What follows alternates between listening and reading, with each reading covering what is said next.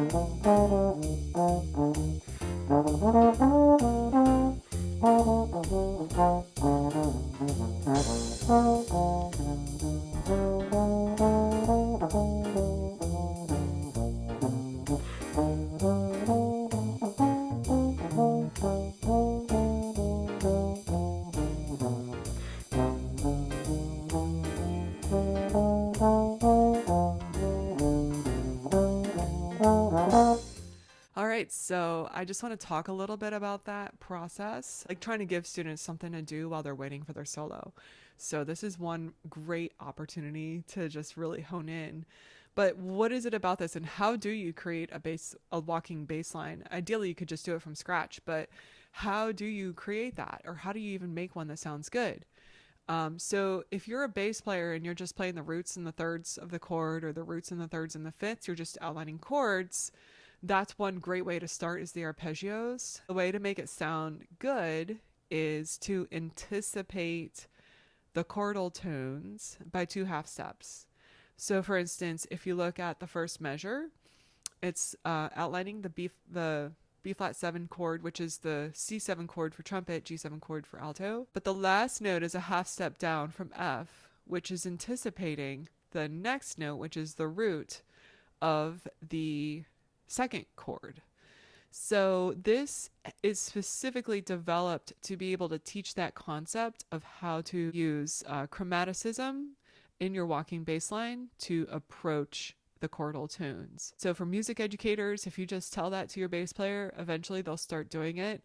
And to non-bass players who want to learn the bass line or learn how to play the bass line or want something to do, so just approach your chordal tones by 2 half steps. That is an example Sonnymoon for Two bass line, and you can download it from my website. I have it in all 4 different parts as individual files, or you can download the zip file with all 4, or you can download the tune packet that has all of the different resources that I'm providing. Oh, another thing I wanted to talk about with this. We're using simple changes in all of our PDFs, and that means that we have not included a lot of the spice to the life, the things that jazz musicians do to make a blues more interesting. And that's by design, because these are educational videos. But if you ever go into a jam session, or you ever start playing this a lot and bass players get tired of the B-flat blues real quick, it's actually a lot more fun to add in substitutions. So I've actually incorporated those substitutions into the bass line. I've outlined, for instance, the last 2 measures. It's actually outlining a 1-6-2-5.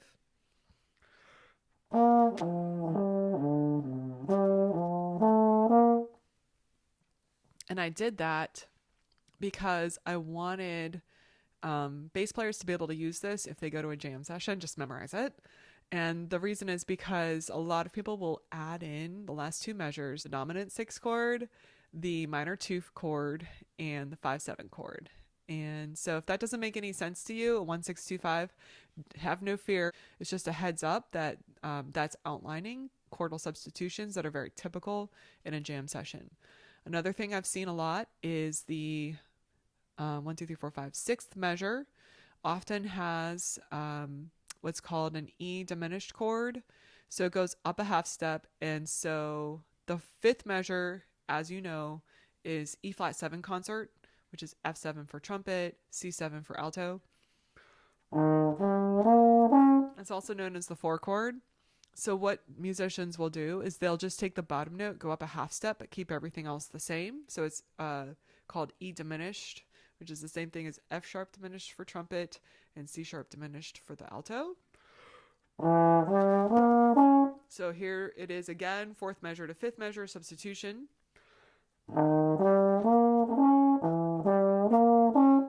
What we've written for this bass line will work for that as well. And the last substitution you see a lot of is in measure 8. A lot of times people will do a 2-5 to the 2 in measure 9.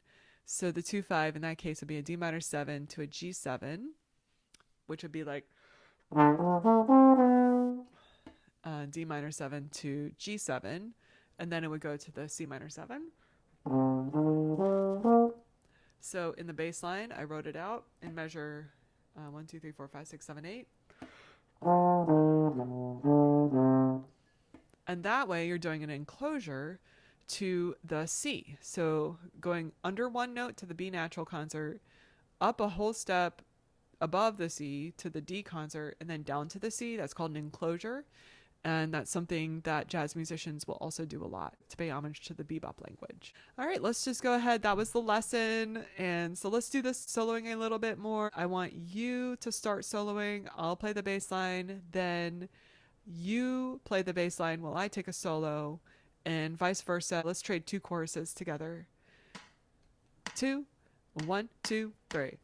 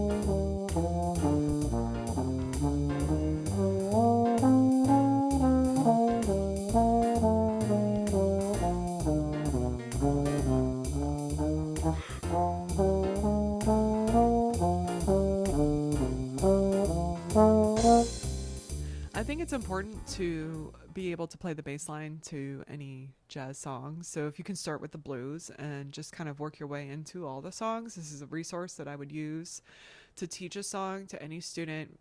Just do it once. I mean, you don't have to practice it over and over unless you want to play bass. But I think it's helpful to really establish hearing the changes, understanding of the tonal centers, and understanding also start hearing those substitutions that musicians will put into the music as they improvise. All right, so that's the lesson for today. Hope it's been helpful.